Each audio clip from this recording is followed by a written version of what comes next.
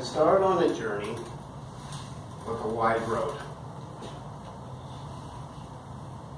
But as I looked at my journey, I saw that I could take a shortcut. The shortcut started out okay, you know, kind of went from this road to maybe a road like this. But suddenly it narrowed to a single path, where there was no way to turn from side to side or even go back. And of course I'm in a hurry, so I'm trying to take a little bit of time off my trip. But as I go farther up the path, suddenly it's blocked by a black and white with a big white stripe on it. Turns out later it's a badger. And of course I'm infuriated anyway, because I'm trying to make some time. And this badger just kind of wanders along. And I mean, their legs are about like so, really, really long. And it's just going and going. And I'm honking, and I've got my head out the window yelling. Thank heavens I wasn't by myself, because badgers tend to be a little bit ferocious, as you may have heard. You can read about it later. And all I can see is this black and gray with a little white stripe behind just going. So finally it pulls off to the side, and I start to go fast. And of course I'm trying to make up all this time I've lost by taking the shortcut. And I kind of hit a turn maybe a little bit too fast. Now I should tell you that right now, at this point, I'm high up on a mountainside. So what happened is I missed the turn, and I started to roll downhill faster and faster and faster. If you can imagine, you've seen the cars on TV when they start to roll faster and faster. But fortunately, they do come to a stop. I can't tell you that life slows down and you see it all go before you, but what I can tell you is it reminded me of my first attempt at a speech. I had to speak in front of a congregation, and I was about 8 years old. And, you know, I practiced, and, you know, I was fearless and everything. But as I got into the speech, everything was going well. And then suddenly everybody started to laugh. And I looked to the left, and I looked to the right, I looked down, nothing was unzipped or anything. But they continued to laugh harder. And I panicked. I absolutely just left the podium. But I don't remember what happened after that, other than I got up a later time and gave that speech, and nobody laughed. That also transitions to where that put me at the end of the roll. Well, I am hanging upside down. And hanging upside down is never a good thing anyway, because I don't know if I'm in the air or where I am exactly at that moment. But it kind of reminds me of what happened in high school. I was on the high school debate team, right? Which was very good. I enjoyed it. But I was so bad at it that I got banned. Literally got banned. I was the first person in the entire history of my school's debate team to be banned, because that's how bad I was. However, they gave me another opportunity to learn something called legislative form, which means you talk all about this little paperback book called Robert's Rules of Something.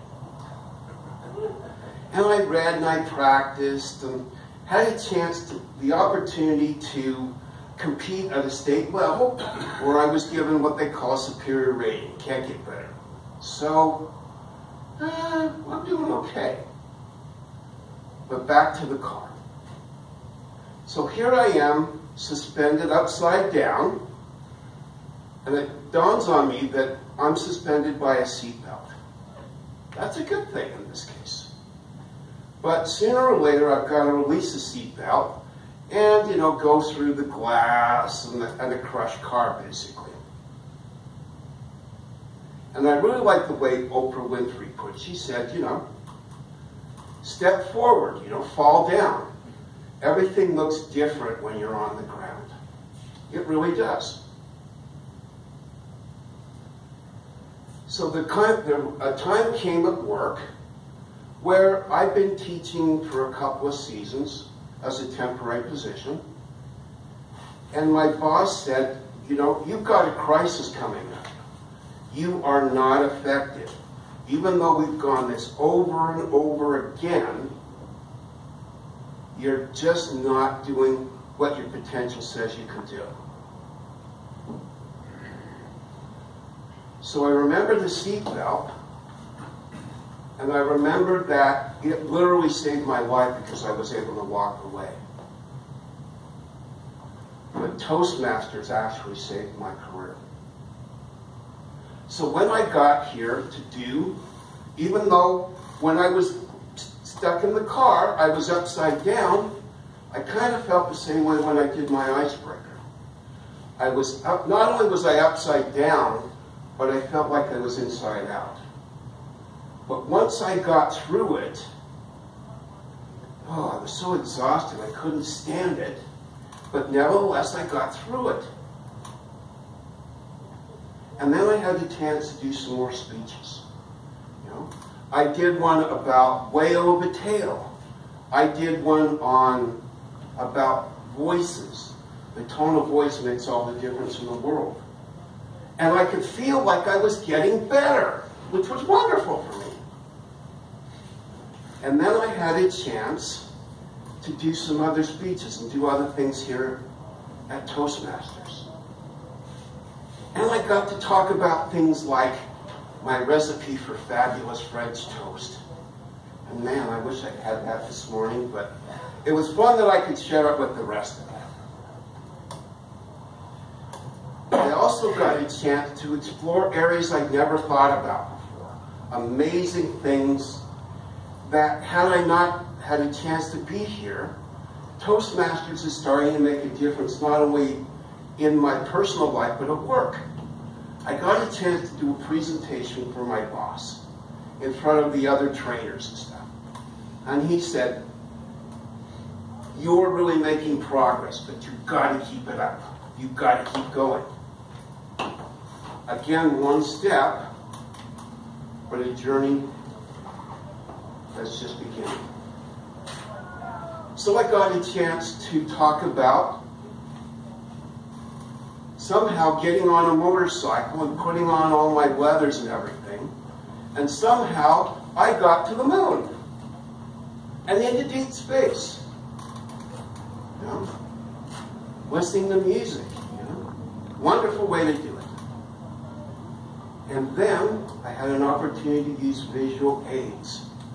And probably my favorite of all time that I've done here so far is talking about opera and popular culture, but primarily what's opera duck, which is one of my favorite cartoons.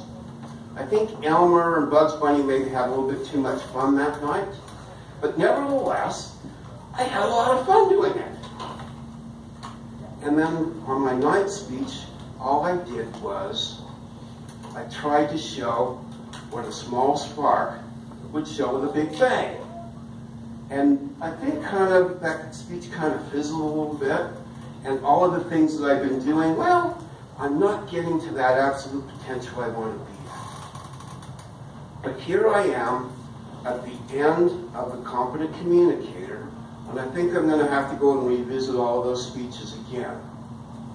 But here I am, one step, a journey just begun.